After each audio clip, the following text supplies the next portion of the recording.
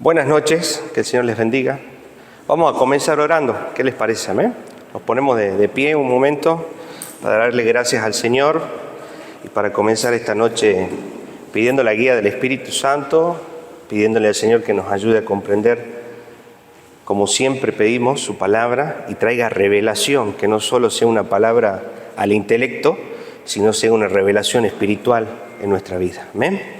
Señor, te damos gracias en esta noche. Bendecimos tu nombre, Señor, gracias por permitirnos estar aquí. Te pedimos, Señor, que en esta noche sigas hablando a nuestros corazones, sigas trayendo convicción, Señor, de pecado, de justicia y de juicio, Señor, a nuestra vida, para poder tomar decisiones, Señor, que te agraden en base a lo que podamos escuchar a través de tu palabra. Porque no sirve, Señor, ser solo conocedores, sino tú esperas que seamos hacedores de tu palabra. Aquellos, Señor, como tú comparas, que han construido, Señor, sobre la roca. Ellos son aquellos que escuchan tu palabra y la ponen por obra. Así queremos ser nosotros, Señor. Te damos gracias, Señor, te bendecimos y pedimos, Señor, que nos hables. Danos humildad, Señor, para poder escuchar y para poder aprender. Señor, entendiendo que no es el hombre que nos habla, sino eres tú, Señor, a través del hombre. En el nombre de Jesús, amén y amén. Tomamos asiento. Vamos a comenzar esta noche hablando sobre gracia y discipulado. Amén. Si bien muchos conocen la definición de la palabra gracia, pero vamos a ver cómo ésta se asocia con el discipulado y vamos a adentrarnos un poco más en lo que es la definición del discipulado y lo que Dios espera de nosotros como sus discípulos. Amén. Si recuerdan, la clase anterior hemos estado hablando de cosmovisión. Todo ese contexto, la idea o el objetivo es que podamos entender que de alguna u otra manera hemos sido afectados en nuestra manera de pensar y Dios tiene que resetear nuestra mente a través de la palabra de Dios para llevarnos a comprender su voluntad, como dice Romanos capítulo 12, versículo 2. Amén. Para que podamos comprobar cuál es la buena voluntad de Dios, agradable y perfecta. ¿Cuántos quieren caminar en la voluntad de Dios? Amén. ¿Cuántos quieren conocer la voluntad de Dios? Amén. Si no nos dejamos renovar en nuestros pensamientos, si no cambiamos nuestra manera de pensar y la adecuamos a la verdad de Dios, nunca vamos a poder comprobar la voluntad de Dios y nunca vamos a poder caminar en la voluntad de Dios. Amén. Así que ese era un poco el objetivo de la clase 1 y 2. Ahora sí nos vamos a adentrar en lo que significa ser un discípulo. Amén. ¿Y qué relación hay entre el discipulado, entre ser un discípulo y la gracia de Dios? Vamos a ir avanzando, título Gracia y Discipulado, y tenemos la primera diapositiva que nos dice: cuando Cristo llama a un hombre, le extiende una invitación. Ven y muere. Si ven abajo, he puesto un nombre del autor de esta frase, y ese autor es Bonhoeffer Dietrich. Bonhoeffer Dietrich fue un pastor alemán, un pastor, para contarles un poco el contexto, porque de acá vamos a sacar algunos conceptos que nos van a ayudar a afirmar lo que significa ser un discípulo. Este pastor alemán estuvo presente durante la Segunda Guerra Mundial en Alemania, donde sabemos que el Partido Social Nacionalista alemán, dirigido por Adolf Hitler, tomó dominio en ese tiempo del gobierno de Alemania, tratando de hacer surgir una vez más a Alemania como esa gran potencia que fue en la Primera Guerra Mundial. Y muchos pastores protestantes, pastores cristianos, en la ignorancia de no tener en cuenta la palabra de Dios, decían que Hitler aún era un iluminado de Dios para poder llevar a esa nación una vez más al esplendor que alguna vez tuvo. Aunque Hitler era, podemos decirle, herramienta de Dios para volver a hacer surgir esa nación. Pero entendemos que el fruto de ese surgimiento, la motivación de ese surgimiento como nación, no era una buena motivación, sino la motivación del orgullo, de realzar los valores patrióticos y de realzarse ellos como una raza superior. Amén.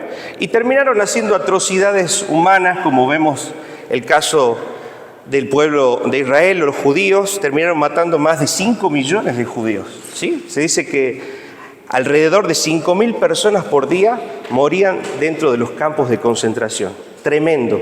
Y mire que gente cristiana, pastores evangélicos, apoyando la moción errónea de un hombre con un alto deseo de avaricia de poder como lo fue Adolfo Hitler. ¿Amén? Ahora, en toda esta revuelta, Dietrich, este pastor alemán, se levantó en una revolución en contra de este pensamiento y empezó de alguna manera a distribuir o a despertar las conciencias de muchos en ese tiempo en Alemania, y por eso este pastor que nació en Polonia, podemos decirle, es encarcelado, llevado también a un centro, como los judíos, un centro de tortura, un centro de hacinamiento, y termina siendo ahorcado por defender la causa de Cristo y defender los valores de Cristo.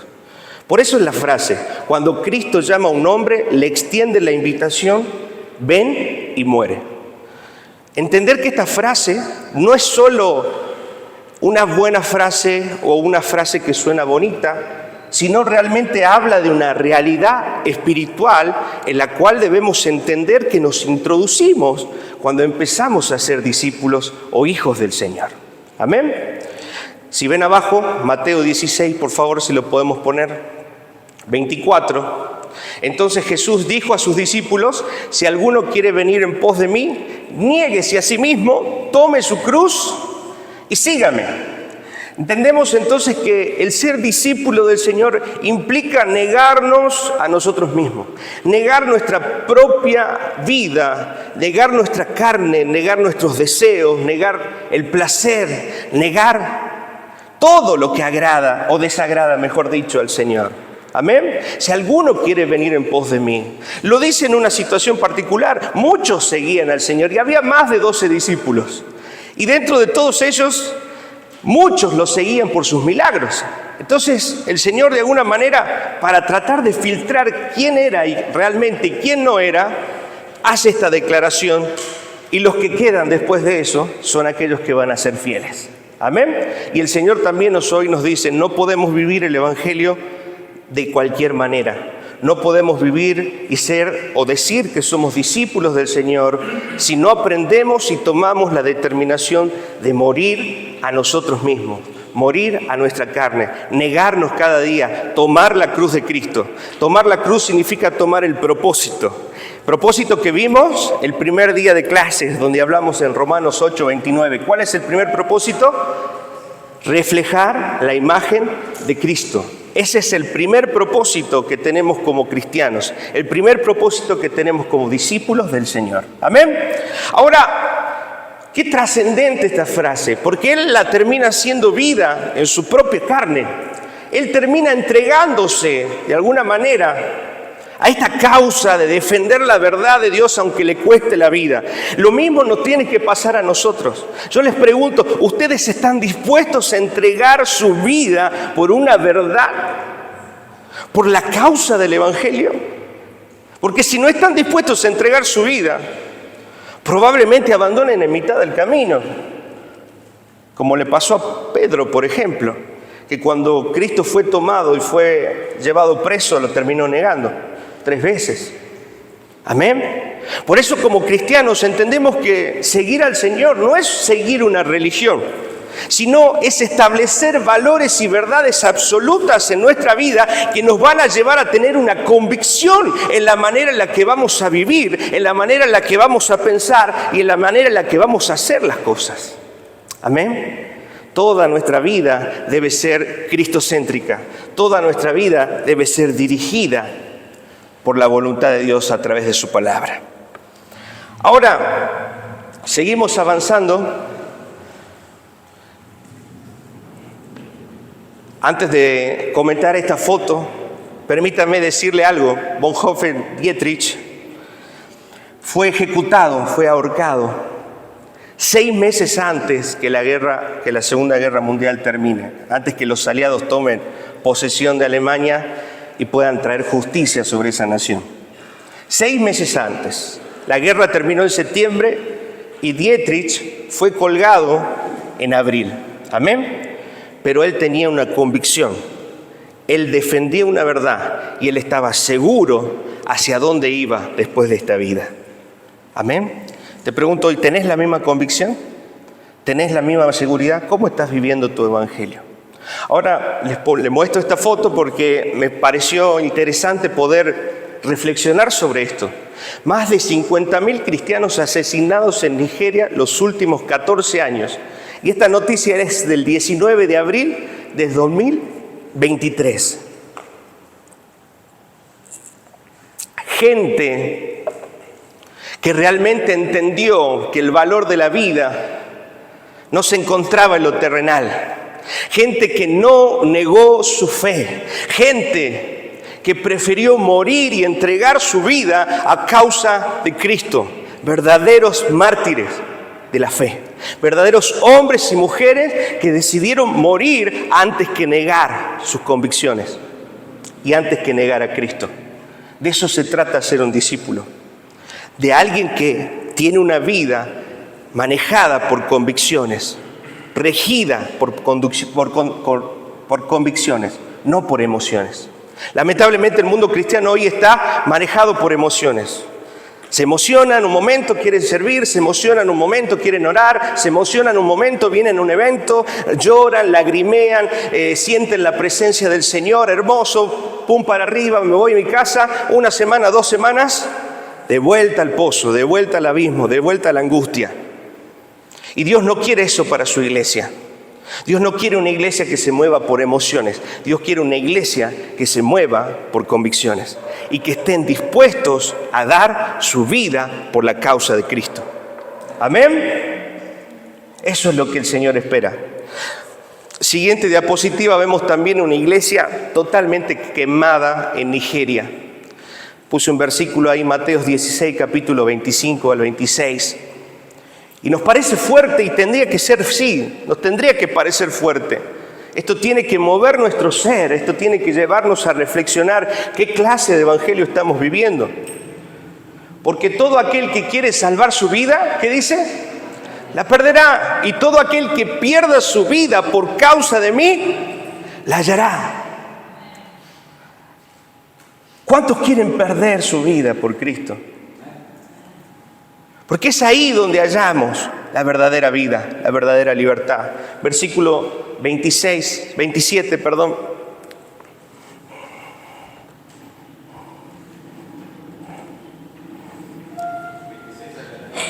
Perdón, era el 26. ¿Por qué? ¿Qué aprovechará el hombre si ganare todo el mundo y perdiere su alma? ¿O qué recompensa dará el hombre por su alma? ¿De qué aprovecha que nosotros seamos profesionales? ¿De qué aprovecha que nosotros hagamos tantísimas cosas aún dentro de la iglesia? Si nuestra alma se está perdiendo, si realmente no estamos viviendo una verdadera vida cristiana, si realmente nuestras convicciones no están claras, no están firmes, ¿de qué nos sirve ganar y hacer muchísimas cosas para el Señor? ¿Se acuerdan que la palabra dice que en aquellos días muchos dirán, Señor, Señor, en tu nombre echamos fuera demonios, en tu nombre profetizamos, en tu nombre hicimos un montón de cosas? Y el Señor, ¿qué les dijo? Apartado de mí, no los conozco, hacedores de maldad. Porque fue gente que creía que podía reemplazar su obediencia con las obras. Y no podemos reemplazar la obediencia por las obras. Nuestra obediencia debe ser antes que las obras. Primero debemos ser para después hacer. Amén. Sigo avanzando con la definición de lo que vamos viendo de gracia y de discipulado. Primera de Juan capítulo 5, versículo 3, nos dice, ¿lo podemos ponerlo por favor? Pues este es el amor de Dios, que guardemos sus mandamientos, y sus mandamientos no son gravosos, no son pesados. Caminar en la fe y caminar en el discipulado de Dios, buscando hacer su voluntad, para nuestra vida no tiene que ser algo gravoso. No tenemos que verlo como ve el mundo. ¿Qué ve el mundo? En la iglesia no te dejan tomar, en la iglesia no te dejan bailar, en la iglesia... No. La palabra de Dios dice, todo me es lícito, mas no todo me conviene, no todo es aprovechado. Entonces ya mis convicciones me dicen que hay cosas que a mí no me convienen.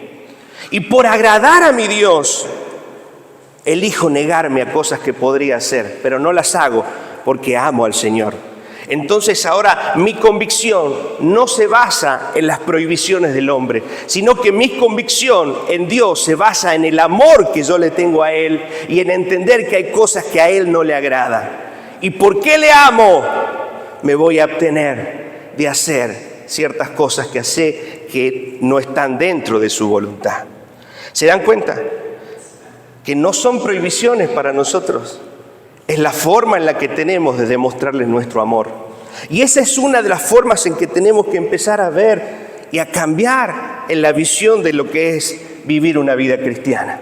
No lo hacemos por temor a las consecuencias. No tengo miedo que si yo no hago bien las cosas, el Señor me va a castigar. Entonces no hago esto, no hago aquello. Error.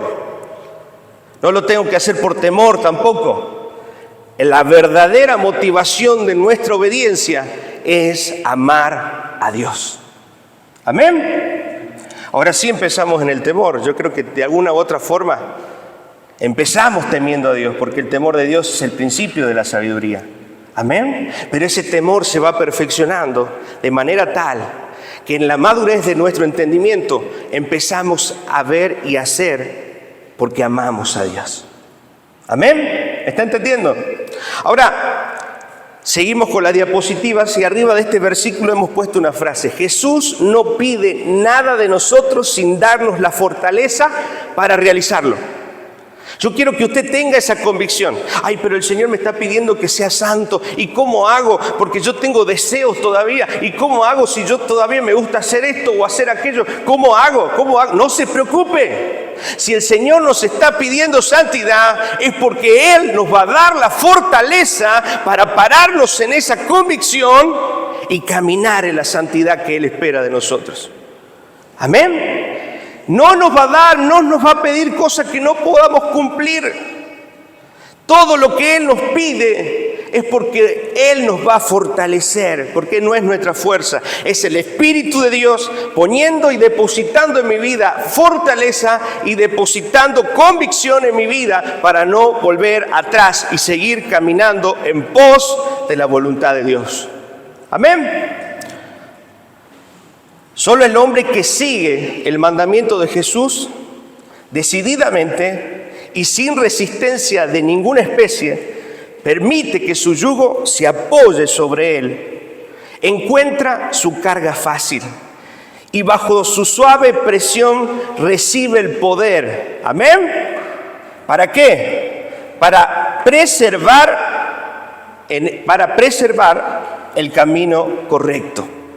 Solamente buscando y descansando en Él, solamente buscando en el Señor la fortaleza, solamente tomando su yugo, como dice su palabra, es que nosotros somos fortalecidos y podemos caminar preservando en nosotros lo que Él pide y espera de nosotros como hijos.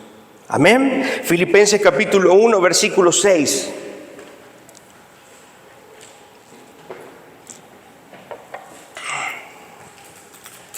Estando persuadido de esto, que el que comenzó en vosotros la buena obra, ¿qué dice? La perfeccionará hasta el día de Jesucristo. Mire, esa es la convicción con la cual debemos vivir. Que si Dios ha empezado a hacer una obra de santidad en tu vida, la va a terminar. Que Él va a seguir perfeccionando la imagen de Cristo, aunque ahora te cueste. Yo, Señor, pero todavía me cuesta. Lo va a hacer, porque Él lo prometió, y lo que Él promete, lo cumple. ¿O acaso Dios es mentiroso? Su palabra dice que no. Lo que Él promete, cumple. Entonces, este perfeccionamiento y esta santidad no depende de nosotros. Decile a que tenés al lado, no depende de vos. Amén. Depende de aquel que nos dio la promesa. Depende de aquel que dijo que iba a hacer su obra. Esa es la gracia de Dios. Entender que nada podemos hacer sin Él. Que Él es el que permite, el que fortalece, el que edifica, el que transforma, el que santifica, el que cambia aún los deseos de nuestro corazón. Y si Él prometió perfeccionarte, lo va a cumplir. ¿Amén? ¿Cuántos descansan en su promesa? ¿Amén? Pero ¿de qué depende? Hay una parte que depende de mí, la obediencia. Decirle a que tenés al lado, la obediencia. Si vos caminás en obediencia, vas a poder experimentar la fortaleza del Señor en tu vida. Si no caminas en obediencia y crees que toda la obra es de Dios, no sé, Él me prometió que se arregle. No, pero Él también nos pide y demanda de nosotros, por amor, nuestra obediencia. Amén. Seguimos avanzando. ¿Estamos siendo los discípulos que fuimos llamados a ser? ¿O solo estamos haciendo uso del beneficio de la gracia sin tomar nuestra cruz y negarnos? ¿Sabe por qué? Porque hay muchos cristianos dentro de la casa de Dios, en un montón de iglesias, sin excluirnos, porque calculo que también el mal entendimiento a veces nos ha tocado de cerca, nos lleva a vivir vidas libertinas. Nos lleva a decir, sí, la gracia de Dios es suficiente, Él me perdonó, y si Él me perdonó, yo puedo vivir como quiera, total, después me arrepiento y no pasa nada. Y vuelvo a pedir, y el Señor me perdona. Ese es un mal entendimiento de la gracia de Dios. Amén. No hagamos uso y abuso de la gracia de Dios. Hoy vamos a definir esta gracia. Diapositiva 7. Y vamos a definirla con lo que dice Pablo en Efesios capítulo 2, versículos del 4 al 10. ¿Qué es la gracia de Dios?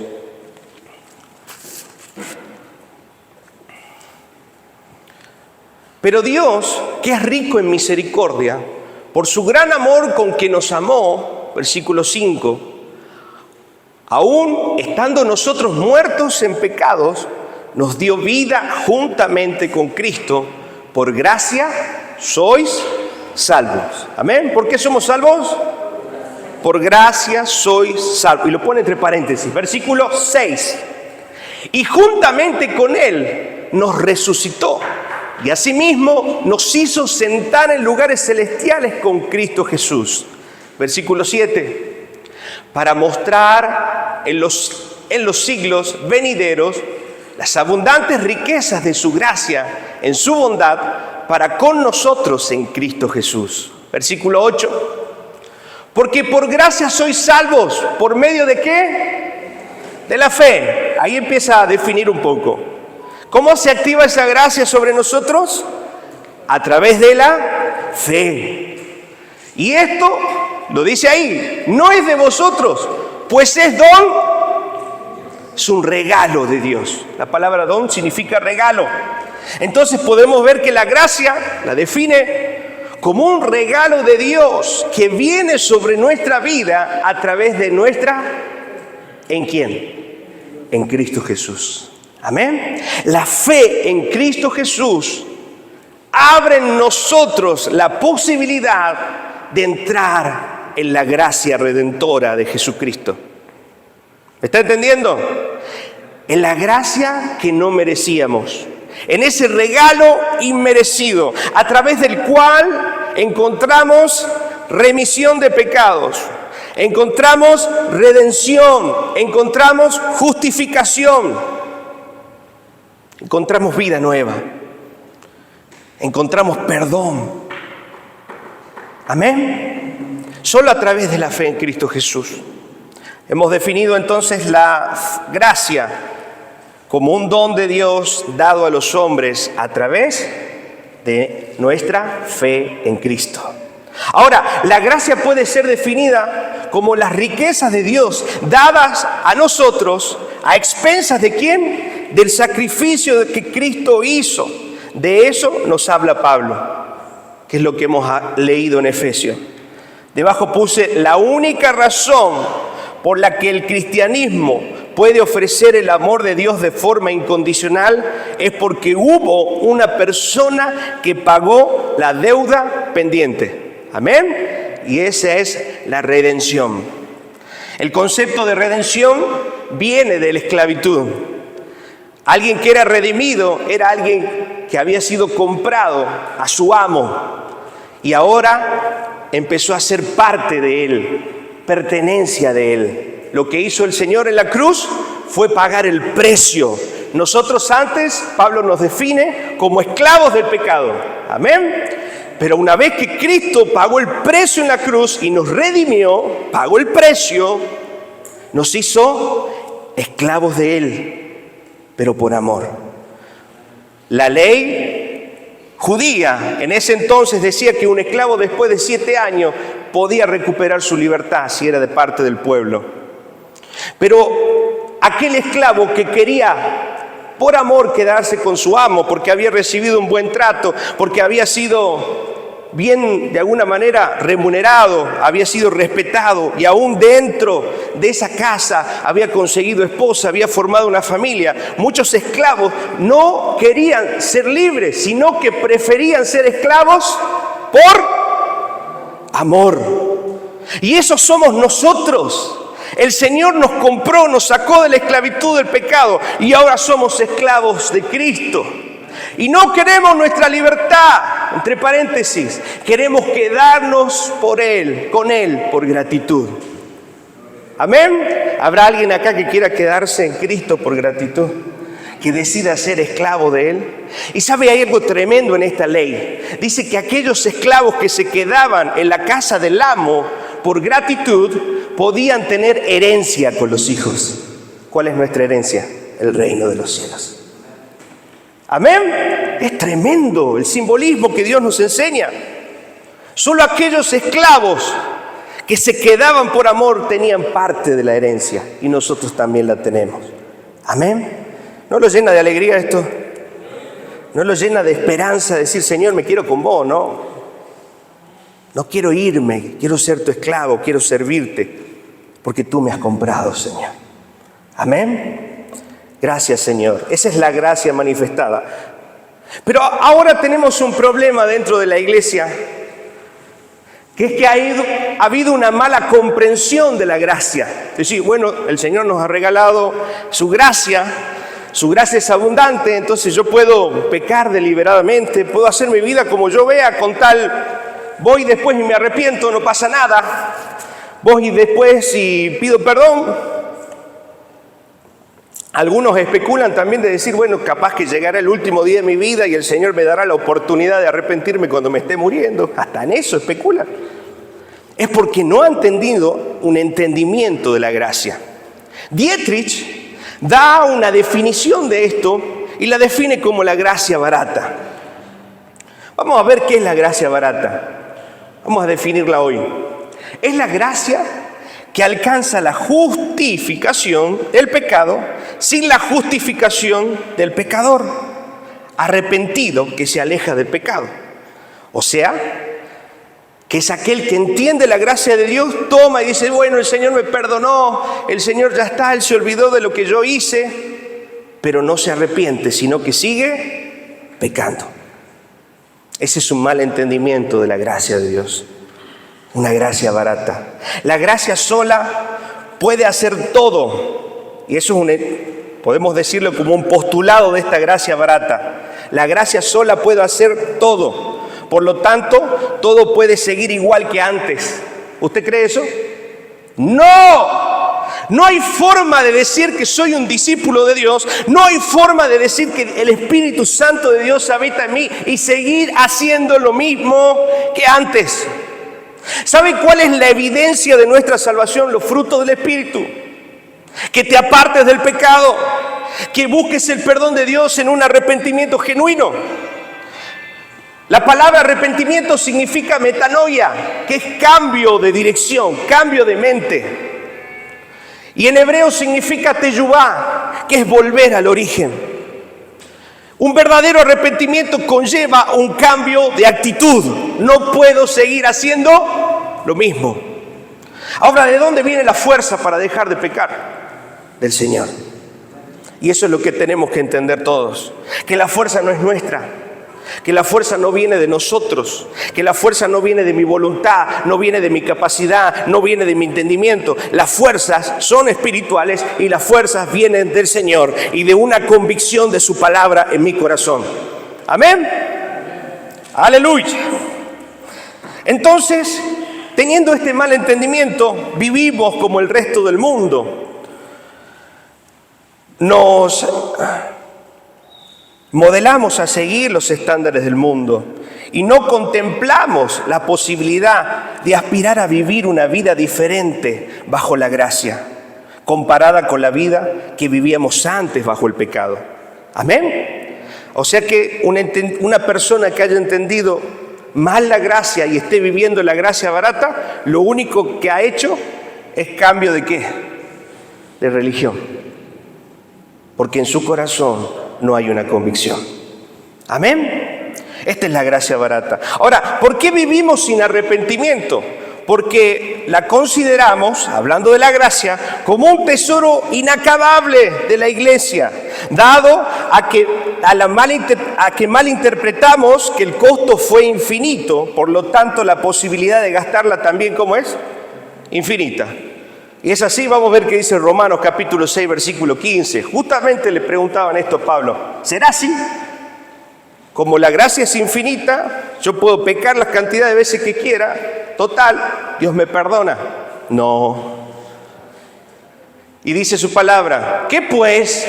¿Pecaremos porque no estamos bajo la ley, sino bajo la gracia? ¿Y qué dice Pablo? En una pregunta retórica, en ninguna manera. En una autopregunta, de ninguna manera. No podemos hacer abuso de esa gracia, porque si hacemos abuso de esa gracia, en realidad es porque no la tenemos y no hemos comprendido el sacrificio de Cristo. Amén.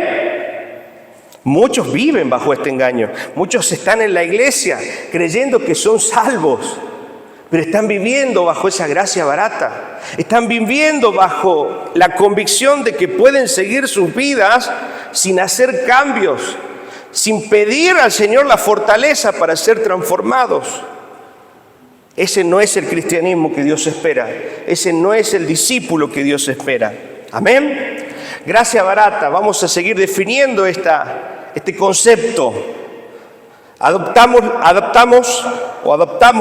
la gracia barata como una doctrina, un principio y un sistema de vida. Amén. ¿Qué sucede cuando es una doctrina? Es una enseñanza. Sostiene que con la aceptación intelectual es suficiente para asegurar la remisión de los pecados.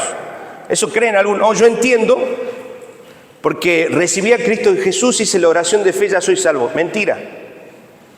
Esa es una parte de la obra de Dios en tu corazón.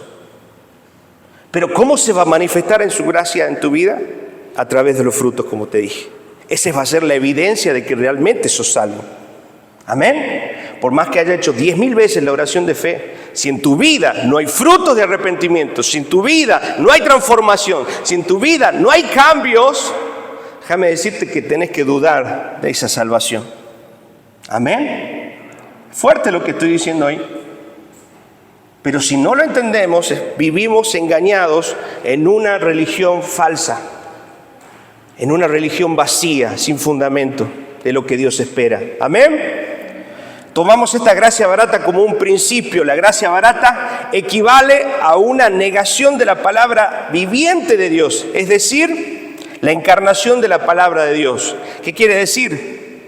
Que tomamos esta gracia barata y si la llegamos a adoptar como nuestra, estamos negando toda la palabra de Dios. Estamos negando el carácter santo de Dios. Estamos negando los principios de Dios. Es muy grave entender y vivir bajo esa gracia barata, que en realidad no es gracia. Estamos viviendo bajo el pecado. ¿Se entiende? Solo es una forma de definirla. En realidad no hay gracia barata. Estamos viviendo sin la gracia. Estamos viviendo bajo el pecado. ¿Qué más sucede cuando adaptamos y adoptamos esta gracia en nuestra vida? La hacemos como un sistema de vida. Seguimos la vida viviéndola a nuestra manera, creyendo que Dios va a perdonar cada cosa que hagamos y pecando deliberadamente en la forma en la que queramos, sin arrepentirnos. Bajo esta mirada, la iglesia encuentra una cobertura barata de sus pecados. No se requiere sentir pesar y mucho menos el deseo real de ser libre del pecado. Si no hay una convicción del pecado en mi corazón, no voy a buscar ser libre de ese pecado. ¿Amén? ¿Alguien alguna vez ha sido confrontado con su pecado? ¿Y cuántos se han intentado buscar en la gracia de Dios la fortaleza para dejar ese pecado? Porque si no has sido confrontado con tu pecado y todavía seguís haciendo lo mismo y viviendo de la misma manera, sin un pesar, como dice la definición, sin una tristeza, déjame decirte que muy probablemente todavía no te has encontrado con la gracia de Dios. ¿Amén? Y hay muchos, vuelvo a repetir, dentro de la iglesia que todavía no se han encontrado realmente con la gracia de Dios y creen que van a ser salvos, pero no lo van a hacer. ¿Amén? Interpretación errada del amor de Dios. ¿Amén? Como una idea cristiana. Un poco de esto escribí justamente en el mensaje que les mandé por WhatsApp, que cuando tenemos una cosmovisión errada de la teología de Dios, dejamos de lado que Dios es bueno, sí, Dios es misericordioso, sí, Dios es compasivo, sí, pero Dios también es justo. Y cuando no tenemos en cuenta las dos caras de la moneda y solo vemos el lado bueno, misericordioso del Señor y no nos damos cuenta que a la vez Dios también es justo, pensamos que podemos vivir de cualquier manera. Total, Dios es justo, Dios es bueno y me perdona. ¿Amén? Por eso su palabra dice, Dios es amor, pero también es fuego consumidor.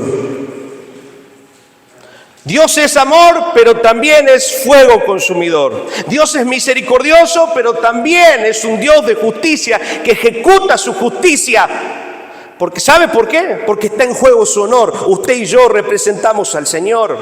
Recuerde, Romanos 8:29, estamos reflejando la imagen de su Hijo. Y cuando esa imagen de su Hijo está siendo mal representada, el Señor se va a asegurar de darnos la justicia que necesitamos para cambiar esa actitud en nuestro corazón y que empecemos a reflejar correctamente lo que Él espera de nosotros como hijos.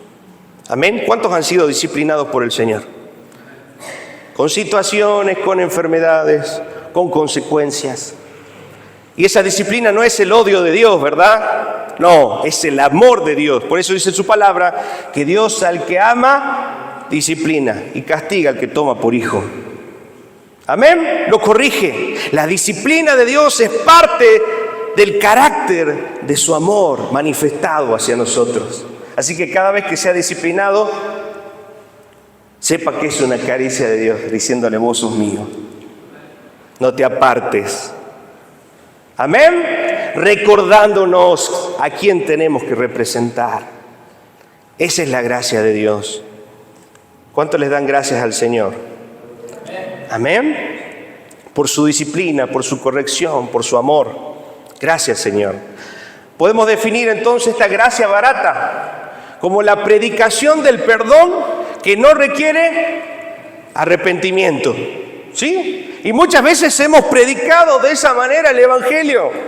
Hemos dicho, venía el Señor te va a solucionar los problemas en tu casa, en tu familia, los problemas en tu hijo, los problemas de acá, de económicos. No. El Evangelio no se trata de eso. Ese es un falso Evangelio que se ha metido dentro de las iglesias y es una doctrina errada de la prosperidad, donde solo enfocan que la bendición de Dios se manifiesta en las cosas buenas que nos pueden pasar. Y no es así. La mayor bendición que usted y yo tenemos y que la alcanzamos por gracia es su salvación. Amén. Por eso el Señor Jesús entraba y predicaba con sus discípulos y cada vez que entraba a una aldea, a un lugar, decía, arrepiéntanse porque el reino de los cielos se ha acercado. No decían vengan los ciegos, no, esos venían como añadidura, venían porque sabían que venía Jesús. Pero el verdadero mensaje de Jesús y sus apóstoles fue: arrepiéntanse, vuelvan a Cristo, vuelvan a Dios. Vuelvan su corazón al origen. Ese fue el verdadero mensaje del Señor. Y ese tiene que ser el verdadero mensaje que prediquemos. Un mensaje de arrepentimiento que nos lleve nuevamente al origen de Yehuvá, que es Dios. Amén. Ese tiene que ser la predicación de nuestro evangelio. Mostrarle al pecador que necesita arrepentirse. Mostrar y confrontar al pecador con su pecado. Confrontar al pecador con su maldad. Y que él se dé cuenta lo pobre espiritualmente y carente que es sin el Señor. Y diga: por favor, necesito la gracia de Dios. Necesito a Cristo en mi vida. Cuando alguien entiende que es pecador, cuando alguien entiende que es pobre de espíritu, cuando alguien entiende que es necesitado de la gracia de Dios, ahí, y se arrepiente, ahí comienza una verdadera conversión. Ahí empieza la obra del Espíritu Santo a cambiar un corazón, porque ha entendido que necesita un Salvador. Siempre y cuando alguien y le prediquemos de estas cuestiones, de esta manera mal predicada, decir Dios te va a dar esto y aquello si venís a Él. Hay gente que tiene un montón de cosas y capaz que está mejor que nosotros económicamente, familiarmente, pero no se trata de eso. La salvación, el evangelio se trata de salvación. Amén, ¿está claro? Prediquemos bien su palabra. Seguimos avanzando. Lucas capítulo 5, versículo 32. Dice: no he venido a llamar a justos, sino ¿a qué? ¿Pecadores a quién? Palabras de Cristo. Él ha venido a llamar pecadores al arrepentimiento. Amén. Seguimos avanzando con esta gracia barata. La definimos también como característica bautismo sin entender lo que implica la vida cristiana. Mucha gente entra a la iglesia, se emociona, siente la presencia de Dios y ya me quiero bautizar, y me quiero bautizar, y quiero pasar por las aguas del bautismo, sin entender lo que significa bautizarse, sin entender lo que implica bautizarnos.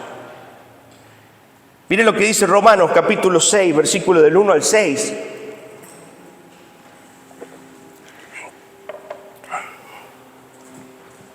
¿Qué pues diremos?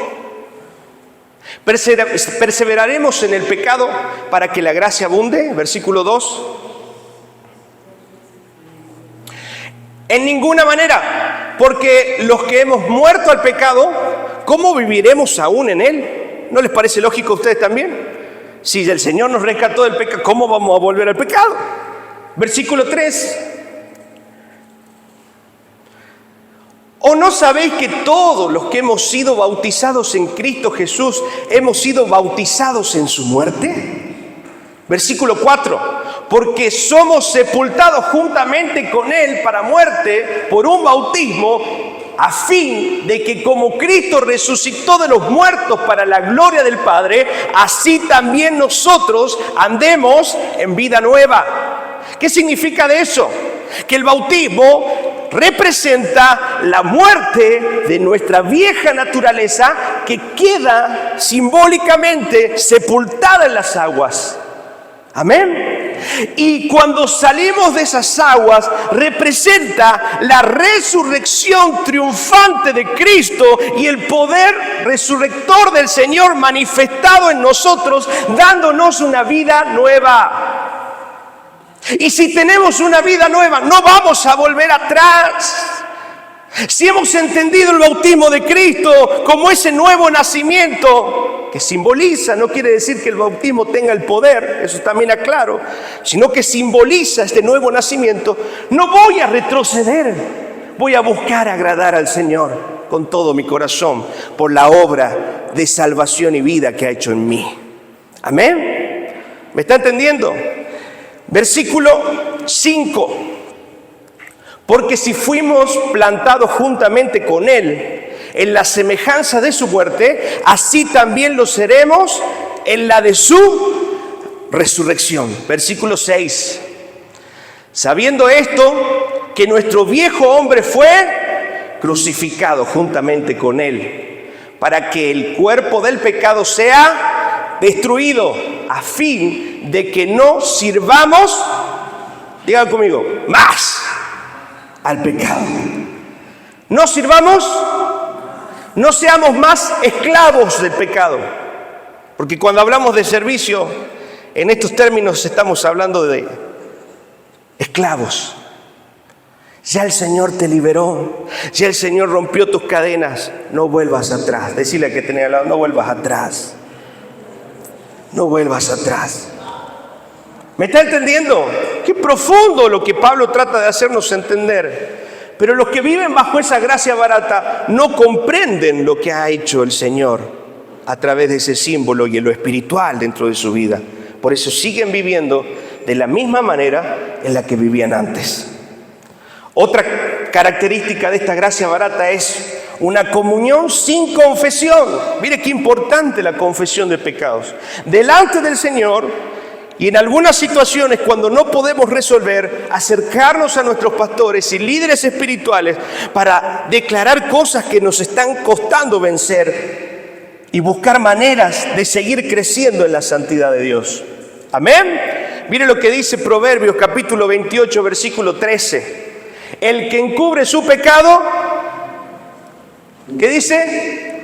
No prosperará. Mas el que confiesa y se aparta, alcanzará misericordia. No es solo, Señor, perdóname por esto, te confieso, te digo. No, ¿cuál es la segunda parte? Primero reconocer y la segunda es apartarnos. Apartarnos. Porque en ese apartarnos se cumple el verdadero sentido del arrepentimiento, el cambio de dirección. Si venía por acá, ahora voy por allá. Quiero agradar a Dios en mi vida. ¿Usted quiere agradar a Dios en su vida? Va a confesar sus pecados, va a pedir ayuda con los que no puede vencer, va a ser sincero delante de Dios, delante de sus líderes, delante de sus pastores. Necesita confesar sus pecados. Amén. Dice que si confesamos nuestros pecados, Él es fiel y justo, lo dice Juan, para perdonar nuestros pecados y limpiarnos de toda maldad. Amén. Seguimos avanzando. Absolución sin confesión personal. Seguimos hablando de esto de la confesión. Mire qué importante. Vamos a dar un ejemplo. En Hechos capítulo 19, versículo 18. A ver qué nos dice. ¿Sabe que hay mucha gente que por vergüenza no confiesa, no habla, no dice y por años vive atado? Aún dentro de la iglesia. Porque el confesar implica humillarse. El confesar implica reconocer que necesito. Y muchas veces el orgullo de las personas no les permite ser libres. Y el diablo se sigue riendo de sus vidas. Amén. Cuando usted se acerque a confesar, sepa que no es usted el que está saliendo avergonzado, sino es Satanás y el pecado que había en usted, del cual el Señor quiere hacerlo libre. Si usted no confiesa, le sigue dando autoridad espiritual a su pecado. Escuche eso. Si usted no confiesa, le sigue dando autoridad espiritual a su pecado. Si usted habla, saca de la oscuridad y lo expone a la luz. Y cuando ese pecado está expuesto a la luz, el Señor nos ayuda. Porque hasta que no reconocemos nuestra debilidad, Dios no puede hacer nada. ¿Me está entendiendo?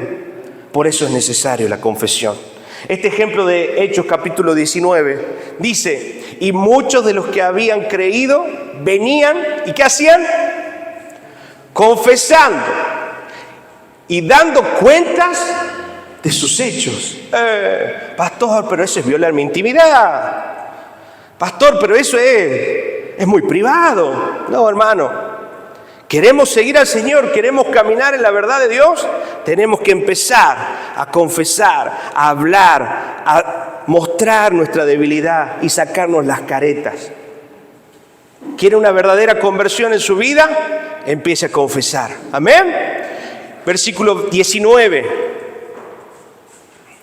Asimismo, muchos de los que habían practicado la magia trajeron los libros y los quemaron delante de todos y, hecha la cuenta de su precio, hallaron que era 50.000 piezas de plata, un montón de dinero.